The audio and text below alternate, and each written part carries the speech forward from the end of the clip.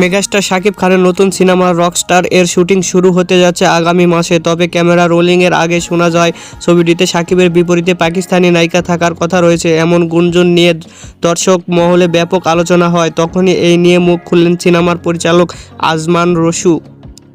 সম্প্রতি গণমাধ্যমকে নির্মাতা জানান, শাকিবের এই সিনেমা পাকিস্তানি কোনো নায়িকা থাকার সম্ভাবনাই নাই এবং ছড়িয়ে পড়া এসব তথ্যগুলো সম্পূর্ণ ভিত্তিহীন। রসু জানান, রকস্টারের গল্প বাংলাদেশের ভাষাও বাংলার পাকিস্তানি নায়িকা কেন থাকবে, আমরা এটা শুরুতেই ভাবিনি। যেটি ছড়িয়েছে তার পুরোটাই ভিত্তিহীন।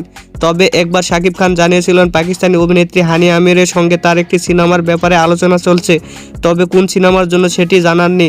সে প্রসঙ্গে রসু বলেন, শাকিব ভাই আগামীতে অনেক সিনেমা করবেন, হয়তো তার অন্য সিনেমার ক্ষেত্রে বলেছিলেন, কিন্তু রকস্টারে পাকিস্তানি নায়িকার কোনো সম্ভাবনা নেই।